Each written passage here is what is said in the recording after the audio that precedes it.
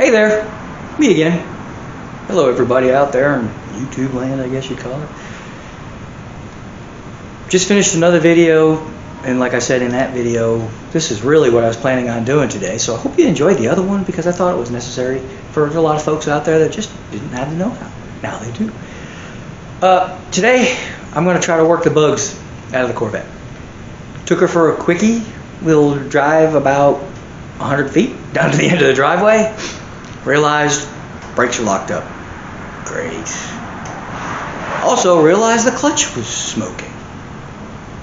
Again, not good. Then tried to roll up the windows and they wouldn't roll up. And I think there were some other things I can't remember now. But I've got a list.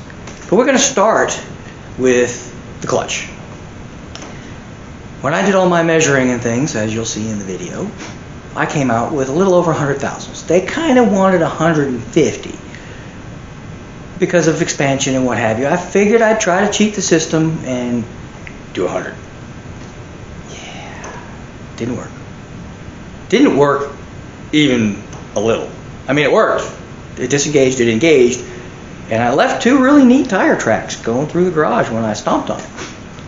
But the smell of clutch burning was very, very, very strong. And you'll probably wonder why I'm holding a Slim Jim in my hand at the moment. That's not because the windows wouldn't go, because they're actually down. The reason I'm holding this is 50 thousandths thick. And so for kicks and giggles, I thought I'd stick her in there and see if, and I'll show you that.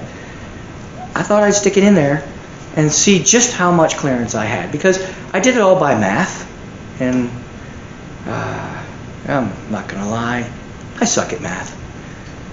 I thought I had 100 thousandths. This is 50. Let's go see what happens. I'm not sure how good you all can see that, but I'm just gonna basically, and I know the camera's gonna be in the way, so here we go. It's gonna be a pain in the butt. So I'm gonna stick this in here and stick this 50 thousandths in between in there. And you probably can't see it, unfortunately. But basically, in a nutshell, it doesn't fit. So it doesn't take a rocket scientist to figure that out. It doesn't fit. So 50 thousandths doesn't go between the throwout bearing and the fingers on the clutch.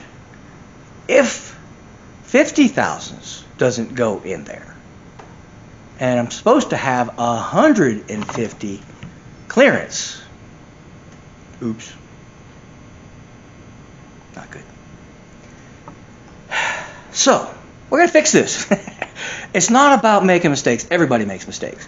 It's about how you fix the mistakes that separates the men from the boys, or the women from the little girls. If you're a female, I've got a 15-year-old daughter who loves cars, so I'm sure there's some of you ladies out there. So this is what we're going to do, is we're going to fix this problem. I actually have the cure, and I'm going to show you. Well, I promised to show you the cure, and here it is. This is 125 thousandths. I don't know if you can see that. It's 125 thousandths thick. I don't have really any way to get a feeler gauge in over there, but I'm guessing I've got somewhere between less than 50 and 0 or less. So we're assuming somewhere between 0 and 50. Probably like, I don't know. I might not have any. I don't really have any way of knowing. But this is 125,000. So if I'm at 0, this should put me pretty close to that 150. If we're a little over, let's say we got 20, I'm right on the money. So we're going to start here. Okay. What I did is I took some cardboard and just took a regular old piece of cardboard and I laid it, cut a hole in the middle of it, and I laid it up on the transmission itself. I have another one on the floor, so I cheated because otherwise, it wouldn't work. I'd have to find a bell housing or something to make a template. But I happen to have a Borg Warner Chevrolet transmission sitting on the floor, so I basically stuck a cardboard on there, punched out the holes where they need to go, and drew the circle and how big the center had to be. And this is what I ended up with. Okay, this is my cardboard template. Alrighty, and I laid it on 2 pieces of steel, and I've taken a magic marker or Sharpie, and I drew, all my different holes. After I went ahead and drew all these out, I took a transfer punch. I'll tell you what, these things are worth their weight in gold. If you're going to do any kind of templates or anything like that, go to some place, discount place. We just got a New Harbor Freight here in Arstown, so that's good for me. Because if it's something like this you're not going to use a whole lot, but you do need it, it doesn't matter if you buy a cheap one. If you're going to use it daily, you're a professional, then, well, yeah, buy a good set. These work just fine, and I just stuck them in the hole, and I whack it with a hammer, and left myself a nice little divot in here, because that's what it's got. I don't know if you can see that or not, but it's got a little point on it, and this will take up the space of the hole you punched or drilled. Since I've now kind of completed all those things, I'm just going to go ahead and pull my template off of here. Going to grab a trusty knife, just cut the tape, because I don't want to destroy the template just in case I need it again. So we're just going to kind of take the tape off. That way I still have the template if I need it. And as you can see, I've gone ahead and I've got all the markings on here. Still not quite used to that whole screeny thingy. But there we go. So I've got little divots here to make my holes. And then I'm going to use this. I'm going to go ahead and take the plasma cutter and I'm going to cut this radius out of here. So first thing we're going to do is just go ahead and drill these holes. Now it's always a good idea to put a little lubrication. I was doing a video on something else on the Vette and lubricated it but didn't show it on the video, and I had a viewer write me and say, you should put a little lube on there, it'll save your drill bit. So I guess it's best I show what's going on. But I've got a little bit of oil here. What I like to do though is I like to go ahead and just touch it, because I've got that little divot. I just want to get it. Oops, we might have to. There we go. The chuck key isn't quite what I need it to be, but I made it work. Didn't get a chuck key with this drill press. I paid $20 for it. The guy had it sitting outside, but remarkably it ran. So for $20, I guess I can go find one of those universal 4-way chuck key things and maybe get it to work at some point. But in the meantime, this is going to work just fine. So here we go. Let's try it again.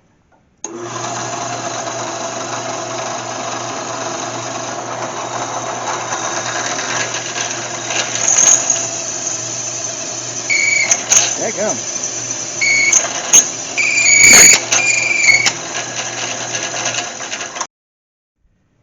Don't try this at home. We're going to use pliers to tighten this chuck up. There we go. So not the best way to do things, but in this case I don't have a chuck key, so we're going to do what we got to do. Let's try it again.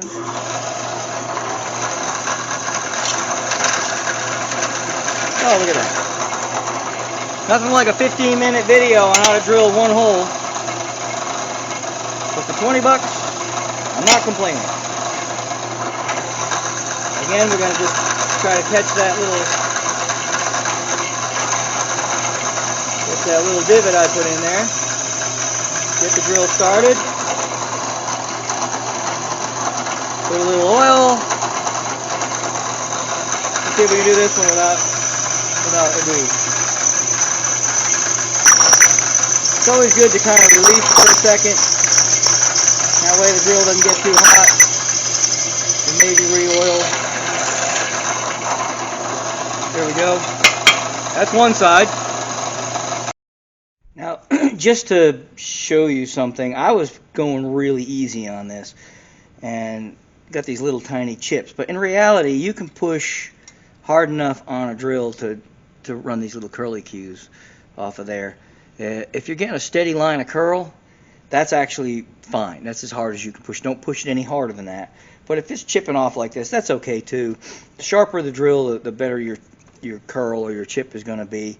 If you start pushing so hard that things are turning blue, you're pushing a little hard. But a good sharp drill on cold roll steel should put a nice little curly cue off of there. If as long as you're not pushing too hard. If you push too hard, then yeah, you'll know. But it's okay if you get these little chippies too. As long as you're getting chips, you're good. Now I've got the bigger drill, and I'm going to put some oil because this big drill is going to kind of pull on everything. So here we go. Never a bad idea to clamp your plate down.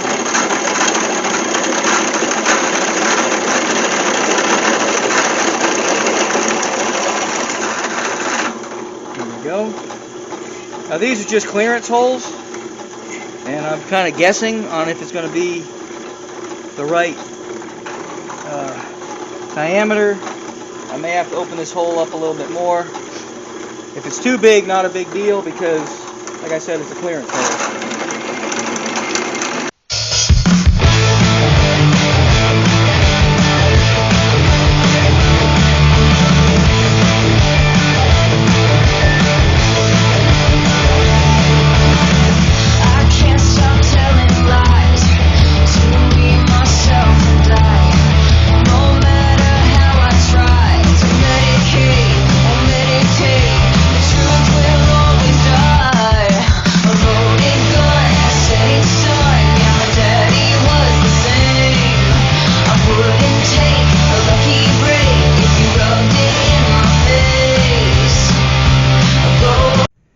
Now this is actually the wrong tool for this.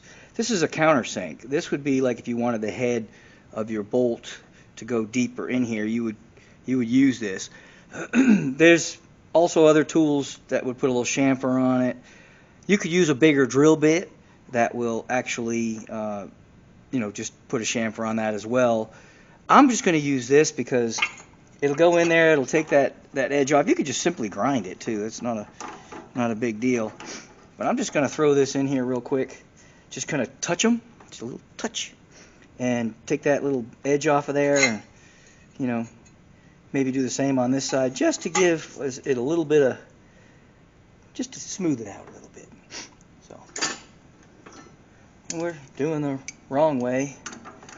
I'm tightening these with pliers. Okay. We're just going to give it a little tickle. Alright, we didn't touch it. Yeah, that works.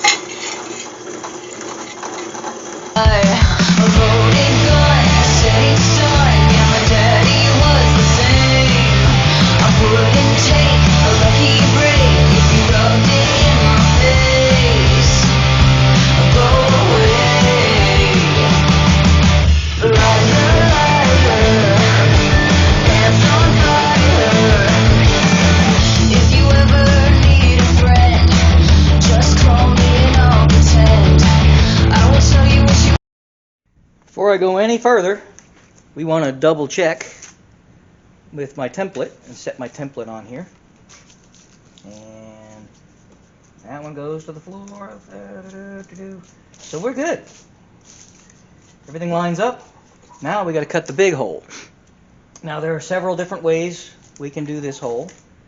Because it's two halves, so we can actually get a suicide wheel, which is basically a cut-off wheel on a die grinder or something, and cut that out.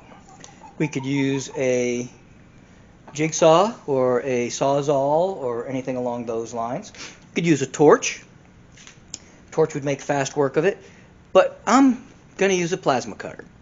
I bought one not too long ago, been wanting one for like 100 years, and I finally bought one. So I'm going to use a plasma cutter, and we're going to go ahead and get this cut out. No matter how I try to medicate or meditate, the truth will always die.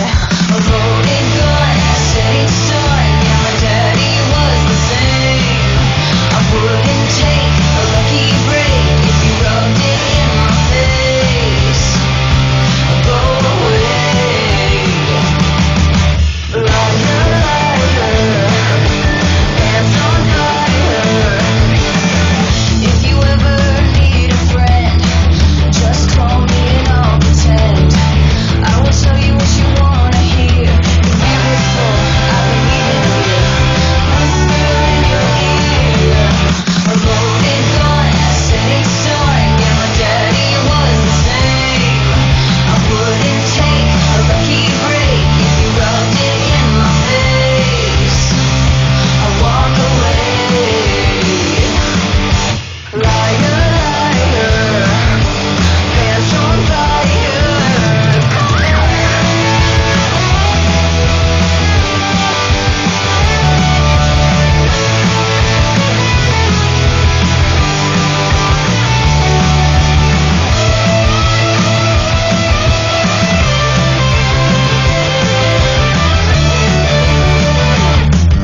A loaded gun, setting sun, yeah, my daddy was the same. I wouldn't take a lucky break if you rubbed it in my face. I'd run away.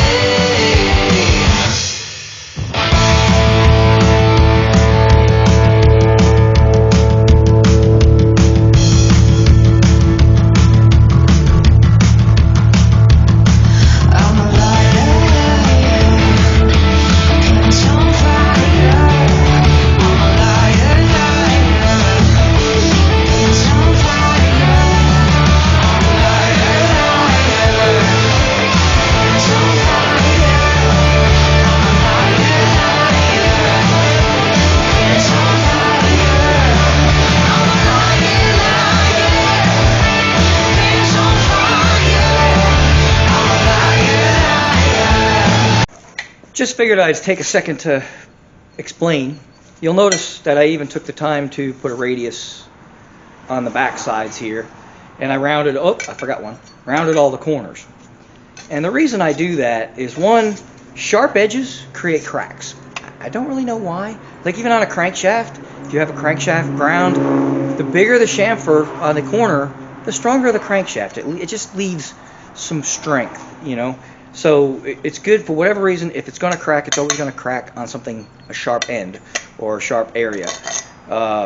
So I've always, and even if like you have a crack in a block and you want to fix it, you would drill a hole in the end of the crack, and that stops it from cracking. Don't ask me why, I don't know.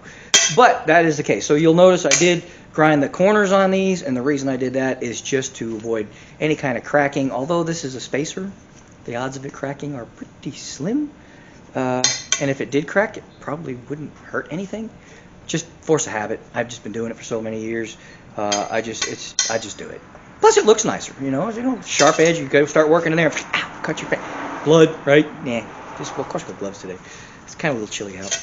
But yeah. So I always just grind the edge. It makes it look a little prettier anyway, and avoids the possibility of any kind of catastrophic failure. Of course, in a spacer, probably ain't not gonna happen. But nonetheless, it's a good habit to get into. Just figured I'd explain that.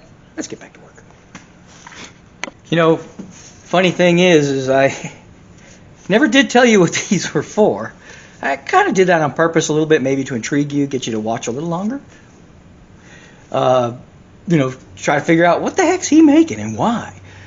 Really what it is I don't have any shims in the bearing, the hydraulic bearing at all on this transmission.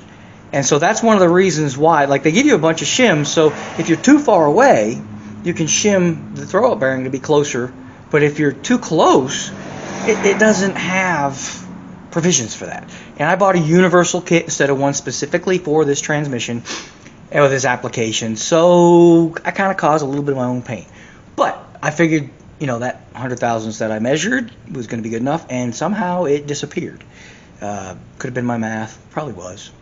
But nonetheless, these are spacers. What they're gonna do is gonna pull the transmission back away, because the way the hydraulic throw-up bearing works is it pushes up against the front of the pump, and so that's what makes it work. So it just kind of expands from there.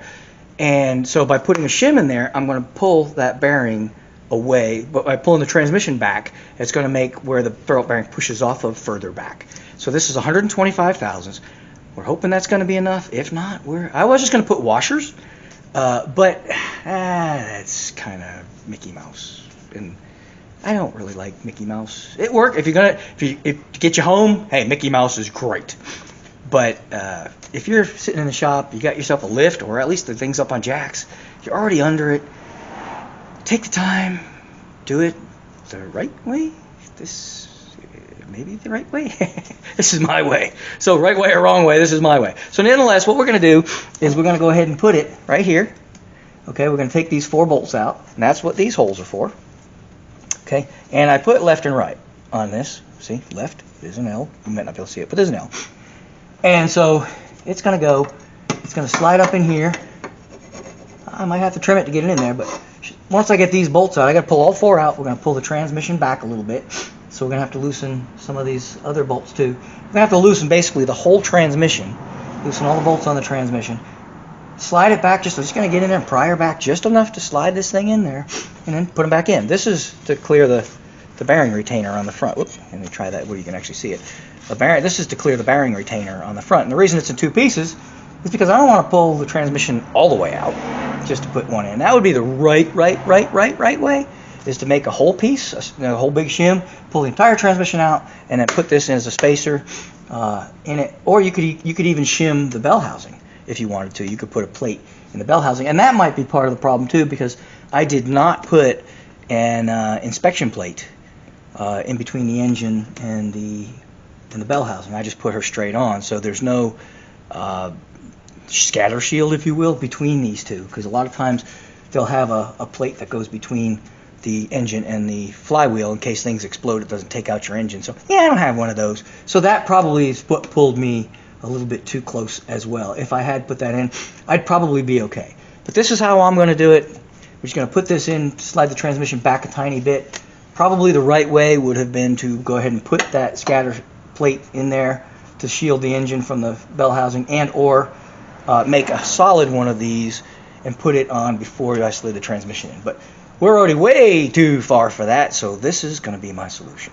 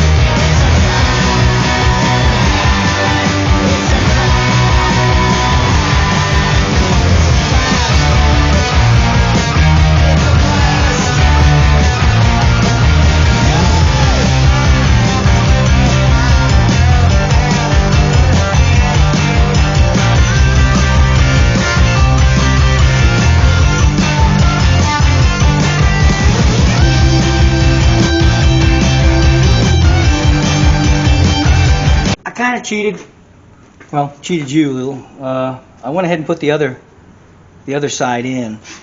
I took these 2 out. I didn't take them completely out. I left them a little loose. I just set them back a 1/4 inch or so, and then the other side I took the bolts right out, and that way my transmission wouldn't kind of unalign itself, if you will.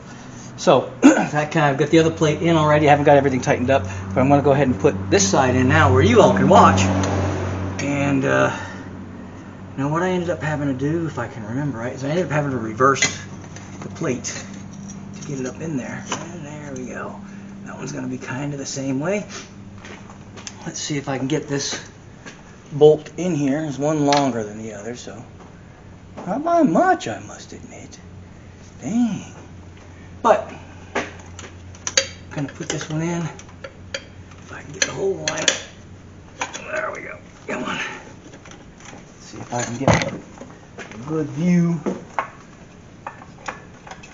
on the hole. There we go.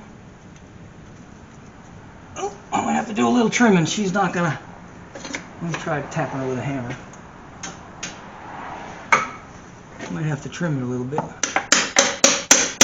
Yep, she's hitting the other plate before she goes in. And again, let's try it this way. I don't think this is the right way though. Maybe. Yep, nope, that's not going to go at all that way. So what I'm going to do is I'm going to trim it a little bit here and here. See if I can't get it to go in a little bit better. Well, I had to do a little trimming to get her in there, but I've got her in there. Now let's see if I can get this top bolt in there. Let's see. This thing is way longer than it needs to be. Well, looky there. She went right in. So, there's that one. That one took only about 2.5 hours and 45 minutes and seconds, and a long time to get that one in. Out. So it's gonna go right back in, so that at least it's a blessing there. But yeah, that one was, again, I'm gonna probably have to put it back in the same way, one little niche at a time, until I can get the ratchet on there, which I can't right now, and she won't go in nicely. But what I am gonna do is I'm going to stick this one in here as soon as I find the nut. There we go. And we're going to put the nut on there, and we'll get the rest of them semi-tightened up. Maybe take a little pressure off of this one. Oh yeah, that's plenty long. I had to take the lock washer off of it because with the shim in there I want to make sure I get enough nut on there.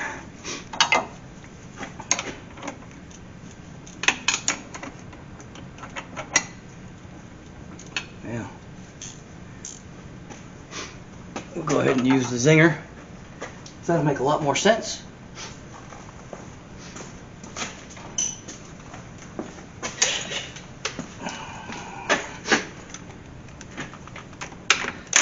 Woo!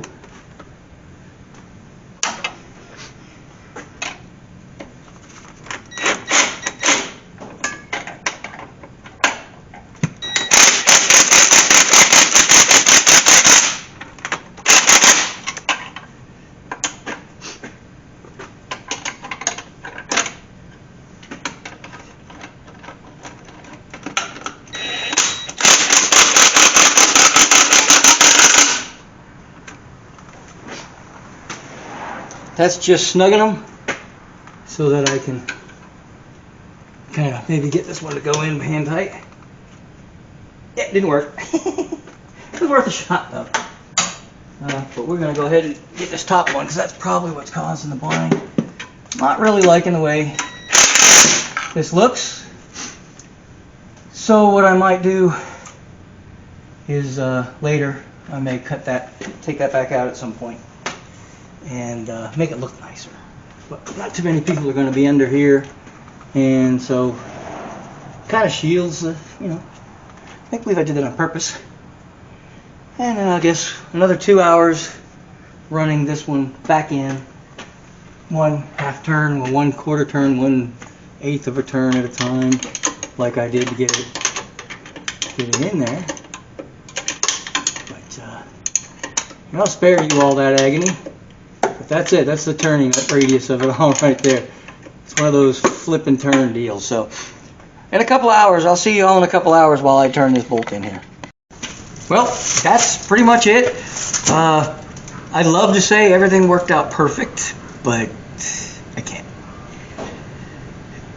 I measured it because I can get a feeler gauge in there with that inspection plate off of there, and the truth of the matter is I am now at 0 tolerance.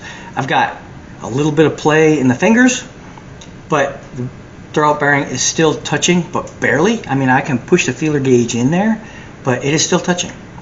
So I'm going to make another set of plates, and I'm going to put them over that plate. Now, because I am pretty much at 0 plus a little bit, maybe, well, just a tiny bit, because I can get a feeler gauge in there, so it's probably at 20. So I need to be at 150. So I am going to make another set of plates, which would be 125 thousandths. That'll put me at 145. Don't trust my math, but that should be perfect. Should. Keep our fingers crossed. So I'm going to end the video because doing the exact same thing over again is probably going to be pretty boring. So, but exactly what I just did, I'm going to do exactly the same thing with another set of plates. I saved the template. Never a bad idea to hang on to your templates. You never know. This time I'm going to go ahead and trim, a little bit, make it look a little nicer. And if I end up pulling these plates back out, which I probably will, I'm going to go ahead and trim them up, make them look nice too. But that's just making it look nice. It's not really a necessary evil at all. But since I'm going to be doing it anyway, I hate doing things twice. I hate even 3 times worse. But that's the case. So thank you for watching. Please do me a favor and subscribe. I really need some subscribers. Helps a guy out. So appreciate you watching. Hope you enjoyed it. Thank you.